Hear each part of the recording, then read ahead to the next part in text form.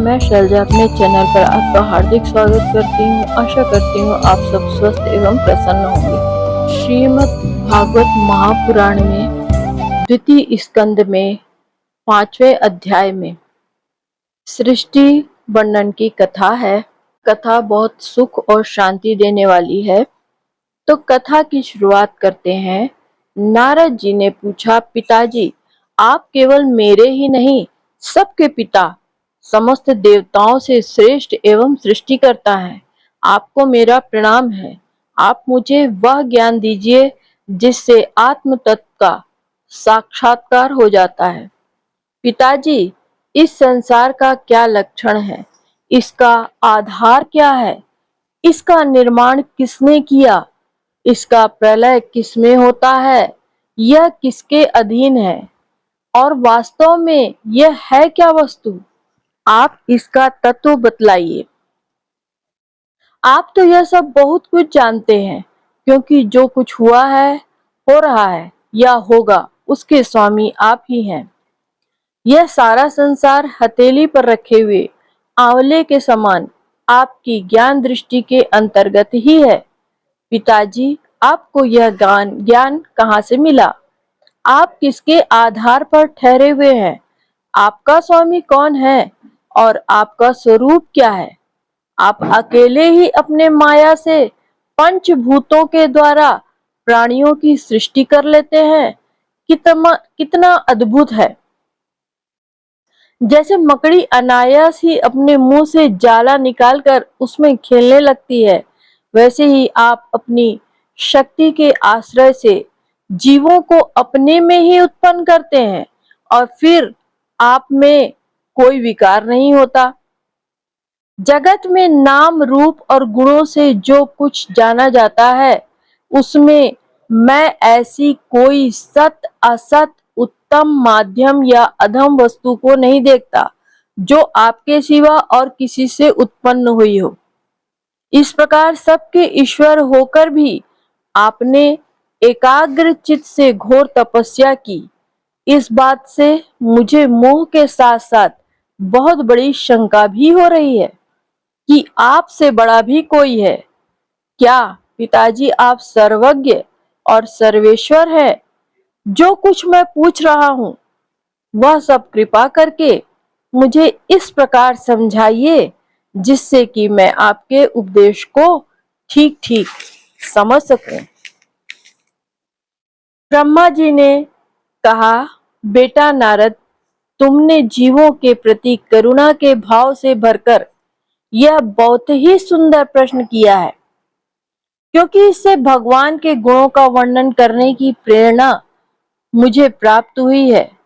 तुमने मेरे विषय में जो कुछ कहा है, तुम्हारा वह कथन भी असत्य नहीं है, क्योंकि जब तक मुझसे परे का तत्व जो स्वयं भगवान ही है जान नहीं लिया जाता, तब तक मेरा ऐसा ही प्रभाव प्रतीत होता है। जैसे सूर्य, अग्नि, चंद्रमा, ग्रह, नक्षत्र और तारे उन्हीं के प्रकाश से प्रकाशित होकर जगत में प्रकाश फैलाते हैं, वैसे ही मैं भी उन्हें स्वयं प्रकाश भगवान के चिन्मय प्रकाश से प्रकाशित होकर संसार को प्रकाशित कर रहा हूँ। उन भगवान वासुदेव की मैं वंदना करता हूँ और ध्यान भी, जिनकी दुर्जय माया से मोहित होकर लोग मुझे जगत गुरु कहते हैं। यह माया तो उनकी आंखों के सामने ठहरती नहीं, झेप कर दूर से ही भाग जाती है, परंतु संसार के अज्ञान ईजन उसी से मोहित होकर यह मैं हूँ, यह मेरा है, इस प्रकार बकते रहते हैं। भगवत स्वरूप नारद, द्रव्य, कर्म, काल, स्वभाव और जीव वास्तव में भगवान से भिन्न और कोई दूसरी वस्तु नहीं है। वेद नारायण के परायण है, देवता भी नारायण के ही अंगों में कल्पित हुए हैं और समस्त यज्ञ भी नारायण की प्रसन्नता के लिए ही है, तथा उनसे जिन लोकों की प्राप्ति होती है वे भी नारायण में ही कल्पित हैं। सब प्रकार के योग भी नारायण की प्राप्ति के ही हेतु हैं। सारी तपस्याएं नारायण की ओर ही ले जाने वाली हैं। ज्ञान के द्वारा भी नारायण ही जाने जाते हैं। समस्त साध्य और साधनों का पर्यवसान भगवान नारायण में ही है। वे दृष्टा होने पर भी ईश्वर है, स्वामी है, निर्विकार होने पर भी सर्वस्वरूप है। उन्होंने ही मुझे बनाया है और उनकी दृष्टि से ही प्रेरित होकर मैं उनकी इच्छानुसार सृष्टि रचना करता हूँ। भगवान माया के गुणों से रहित एवं अनंत है। सृष्टि, स्थिति और प्रलय के रजोगुण, सत्वगुण और तमोगुण, ये तीन गुण माया के द्वारा उनमें स्वीकार किए गए हैं। ये तीनों ही गुण द्रव्य, ज्ञान और क्रिया का आश्रय लेकर माया अतीत नित्य मुक्त पुरुष को ही माया में स्थित होने पर ज्ञान, कारण और कर्तापन के अभिमान से बांध लेते हैं। नारद इंद्रियातीत भगवान गुणों के इन तीन आवरणों से अपने स्वरूप को भली भांति ढक लेते हैं, इसलिए लोग उनको नहीं जान पाते। सारे संसार के और मेरे भी एकमात्र स्वामी वे ही हैं। मायापति भगवान ने एक से बहुत होने की इच्छा होने पर अपनी माया से अपने स्वरूप में स्वयं प्राप्त काल, कर्म और स्वभाव को स्वीकार कर लिया। भगवान को ऐसी शक्ति से ही काल ने तीन गुणों में क्षोभ उत्पन्न कर दिया, स्वभाव से उन्हें रूपांतरित कर दिया और कर्म ने महातत्व को जन्म दिया। रजोगुण और सत्व गुण की वृद्धि होने पर महातत्व का जो विकार हुआ, उससे ज्ञान, क्रिया और द्रव्य रूप तमह प्रधान विकार हुआ।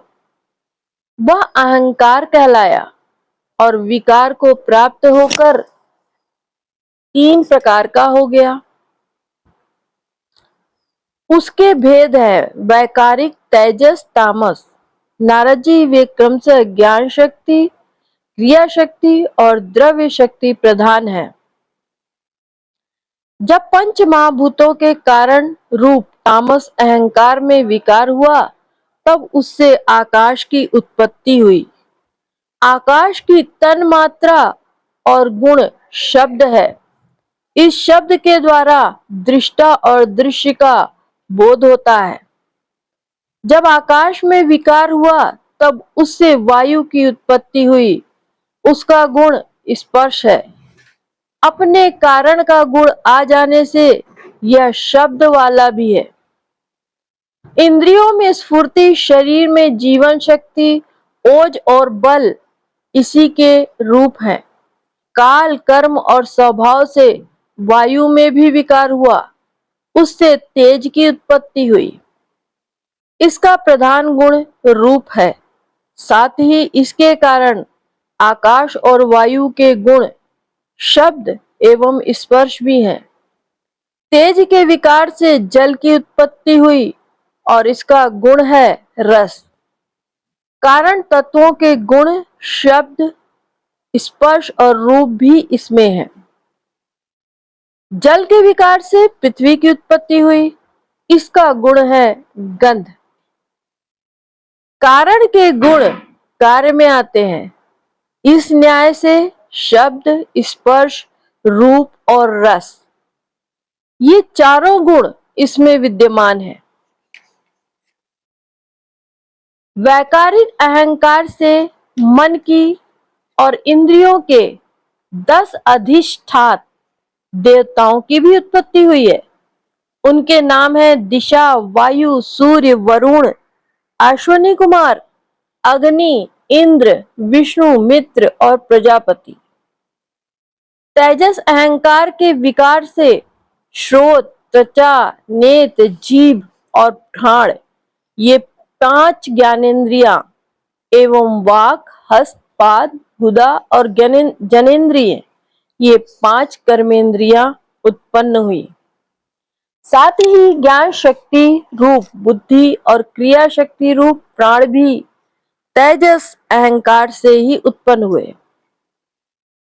श्रेष्ठ ब्रह्मा विद जिस समय ये पंचभूत इंद्रिय मन और सत्व आदि तीनों गुण परस्पर संगठित नहीं थे, तब अपने रहने के लिए भोगों के साधन रूप शरीर की रचना नहीं कर सके। तब भगवान ने इन्हें अपनी शक्ति से प्रेरित किया। तब वे तत्व परस्पर एक दूसरे के साथ मिल गए और उन्होंने आपस में कार्य कारण स्वीकार करके व्यष्टि समष्टि रूप पिंड और ब्रह्मांड दोनों की रचना की। वह ब्रह्मांड रूप अंडा एक सहस्त्र वर्ष तक निर्जीव रूप से जल में पड़ा रहा। फिर काल कर्म और स्वभाव को स्वीकार करने वाले भगवान ने उसे जीवित कर दिया। उस अंडे को फोड़कर उसमें से वही विराट पुरुष निकला, जिसकी जंघा चरण भुजाएं नेत्र मुख और सिर सहस्त्रों की संख्या में है। विद्वान पुरुष उपासना के लिए उसी के अंग में समस्त लोक और उनमें रहने वाली वस्तुओं की कल्पना करते हैं। उसकी कमर से नीचे अंगों में सातों पाताल की और उसके पेड़ों से ऊपर के अंगों में सातों स्वर्ग की कल्पना की जाती है। ब्राह्मण इस विराट पुरुष का मुख है, भुजाएं क्षत्रिय हैं, जांघों से वैश्य और पैरों से शूद्र उत्पन्न हुए हैं। पैरों से लेकर कटी पर्यंत सातों पाताल तथा भूलोक की कल्पना की गई है। नाभि में भूवर लोक की, हृदय में स्वर्गलोक की और परमात्मा के वक्षस्थल में महलों की कल्पना की गई है। उसके गले में जनलोक, दोनों स्तनों में तपोलोक और मस्तक में ब्रह्मा का नित्य निवास स्थान सत्यलोक है। उस विराट पुरुष की कमर में अतल, जांघों में वितल, घुटनों में पवित्र सुतलोक और जंघाओं में तलातल की कल्पना की गई है। एड़ी के ऊपर की गांठों में महातल, पंजे और एड़ियों में रसातल और तलुओं में पाताल समझना चाहिए। इस प्रकार विराट पुरुष सर्वलोकमय है। विराट भगवान के अंगों में इस प्रकार भी लोकों की कल्पना की जाती है कि उनके चरणों में पृथ्वी है, नाभि में भूलोक है और सिर में स्वरलोक है।